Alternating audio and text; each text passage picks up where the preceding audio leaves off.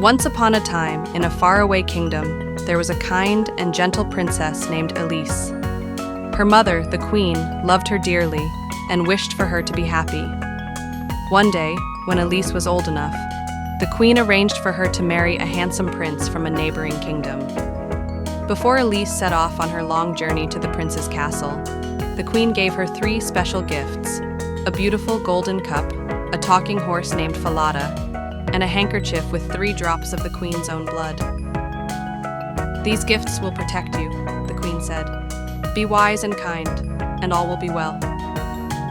The princess was accompanied by her lady-in-waiting, a servant girl named Greta. But as they traveled, Greta grew jealous of Elise's fine clothes, her beautiful horse, and her destiny to marry a prince. One day, as they stopped by a stream to rest, Greta saw her chance. "Elise," she said, "fetch me some water from the stream." The princess, kind and gentle, obeyed. But as she bent down, Greta snatched the golden cup from her hand and laughed. "You are no longer the princess," Greta declared. "From now on, you will serve me, and I will marry the prince in your place." Elise was shocked. "You cannot do this," she cried. "Oh, but I can," Greta sneered.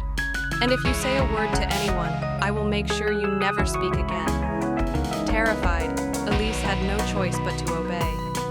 Greta forced her to switch dresses, making Elise wear a simple servant's gown. Then she threatened to harm Falada unless he obeyed her too. The poor horse had no choice but to submit. When they arrived at the prince's castle, Greta pretended to be the princess, and Elise was sent to work as a goose girl, tending the royal flock. She was given a small hut near the fields, and every day she would go out with the geese, her heart heavy with sadness. But Elise was not alone. She still had Falada, who had been given to the royal stable. Each morning, as she passed by, she would whisper to him, "Oh, dear Falada, what has become of me?" And Falada would answer, "Alas, dear princess, the world is cruel, but truth will come to light." One day, a kind and curious boy named Conrad, who helped with the geese, noticed Elise's sorrow. He also saw something strange. Whenever Elise combed her golden hair in the wind, it sparkled like sunlight.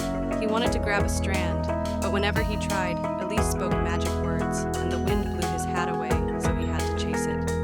Conrad was so amazed that he ran to tell the king. "The Goose Girl is no ordinary servant," he said. The king, intrigued, watched Elise from a distance and saw her speaking to Falada. He knew something was not right. That evening, he gently asked Elise to tell him the truth. At first, she was afraid, but the king was kind, and finally, she revealed her story. The king was furious at Greta's betrayal. He ordered her to be brought before the court. When she was questioned, Greta's lies fell apart, and she confessed. The king sent her away in disgrace. Then, he called for Elise to be dressed in fine clothes once more, and she was presented to the prince as his true bride. The prince was overjoyed and fell in love with Elise's kindness and beauty. They had a grand wedding, and Falada was honored in the royal stables. And so, Elise became the true princess she was meant to be, ruling with wisdom and grace. She never forgot the lessons of her journey, and she lived happily ever after.